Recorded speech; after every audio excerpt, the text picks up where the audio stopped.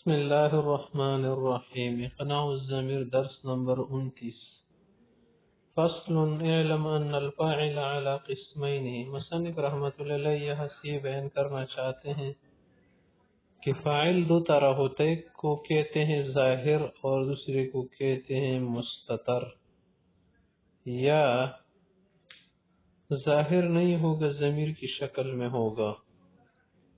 اگر فاعل ظاہر ہو، نظر آ رہا ہو، جیسے ضرب زید میں زید دیکھے آپ نظر آپ کو آ رہا ہے نا، دیکھ رہے.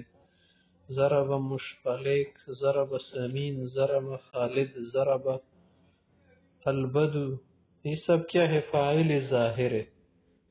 اور ضمیر بارز، یا کبھی کبھی فاعل ہوگا ضمیر بارز کی صورت میں. بارز مانا وہ ضمیر جو ظاہر ہو، جیسے ضربتم میں تو ہے، اکلتم میں تم ہے، اکلتما میں تما ہے. اور ضمیر مستتر، یہ چھپی ضمیر ہوگی، جیسے زید ضربا، اب اس میں ہوا چھپی ہے، ہوا ضمیر کے اس میں چھپی ہوئی ہے.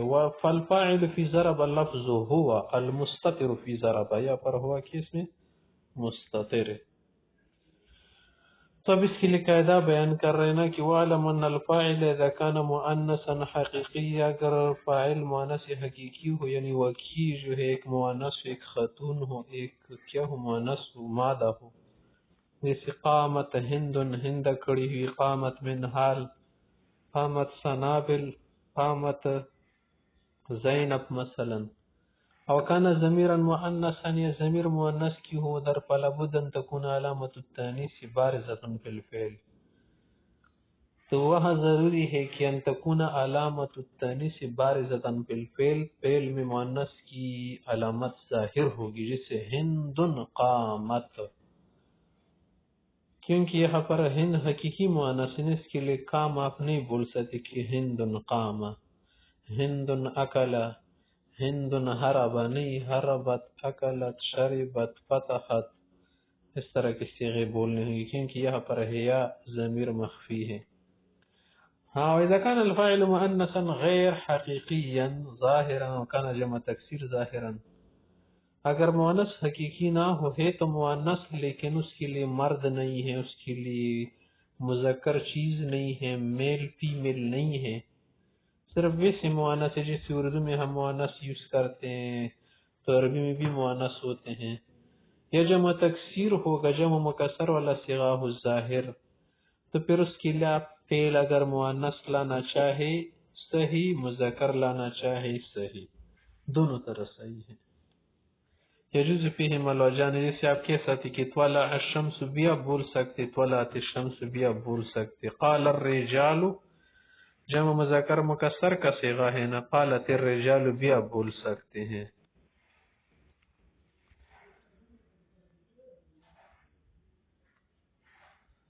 آگے دیکھیں دوسرا باب، دوسری قسم بتا رہے. القسم الثانی الفعل المجهول، فعل معروف کی بات تو ہوگی نا، فعل مجهول کو دیکھیں.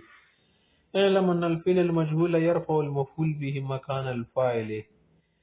فعل مجهول کی بات تو کیا آتا ہے؟ نائب فاعل آتا ہے نا. نائب فاعل کیا ہوتا ہے؟ حقیقت میں ایک مفعول به ہوتا ہے، اور جب فاعل نہ ہونا تو فاعل کی جگہ پھر کسی اور کو لانا پڑتا ہے کہ وہ فاعل کی جگہ پر کھڑا ہو جائے تاکہ یہ فعل فضول نہ چلا جائے.